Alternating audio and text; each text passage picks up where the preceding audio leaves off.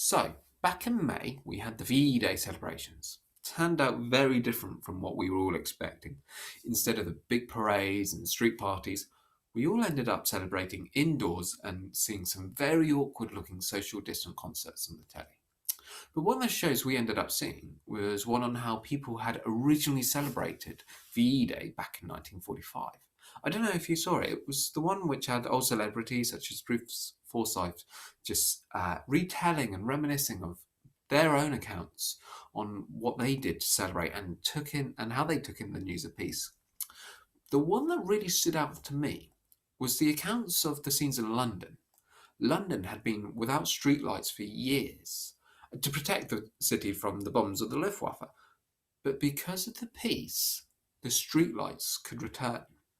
And when the streetlights came back, there was euphoria, a joy. London had been in darkness for years, and suddenly it was ablaze with lights and celebration. It was because of what it meant. Vera Lynn captures the hope behind it in her song, When the Lights Go On Again. And the boys are home again all over the world, and rain or snow is all that may fall from the skies above. A kiss won't mean goodbye, but hello to love, when the lights go on again all over the world. The lights were on again, all over the world. There was peace. But Vera wasn't the only one holding out for the light. This whole idea of light is a thread within John's Gospel. John begins the Gospel with the famous prologue that often comes out at Christmas. In the beginning was the Word, and the Word was with God, and the Word was God. He was with God in the beginning. Through him, all things were made. Without him, nothing was made that has been made. In him was life, and that life was the light of all mankind. The light shines in the darkness, and the darkness has not overcome it. There was a man sent from God whose name was John. He came as a witness to testify concerning that light, so that through him all might believe. He himself was not the light. He came only as a witness to the light.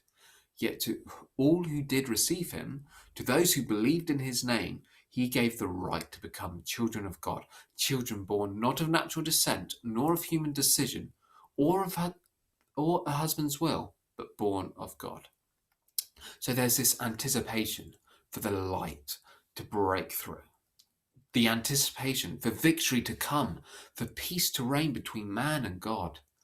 So we'd no longer be enemies, but sons and daughters of the living God. But John 1 is just John revealing that the light was coming, the nature of what John was pointing towards.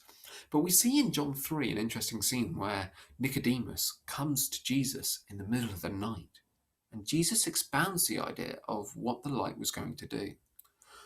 For God so loved the world that he gave his one and only Son, that whoever believes in him shall not perish, but have eternal life. For God did not send his Son into the world to condemn the world, but to save the world through him. This is the verdict. Light has come into the world, but people love darkness instead of light because their deeds were evil. Everyone who does evil hates the light and will not come into the light, for fear that their deeds will be exposed. But whoever lives by the truth comes into the light, so that it may be seen plainly that what they have done has been done in the sight of God. And then, in John 8, spoken at the Festival of Booths, a time where Jews would gather and remember how God had protected and guided their forefathers in the wilderness, Jesus declares, I am the light of the world. Whoever follows me will never walk in darkness, but will have the light of life. John had been leading up to this point. He is practically screaming at the reader, that light you've been looking for, that light that will bring you peace with God, that's Jesus. Jesus is the light. Jesus is the bringer of peace. And how does Jesus do that? It's at the cross. At the darkest point in the gospel is when the light shone and defeated the darkness. Jesus' death won the victory on our behalf. Jesus' death brought us peace with God, which we so desperately seek. The light came into the world. The light brought peace.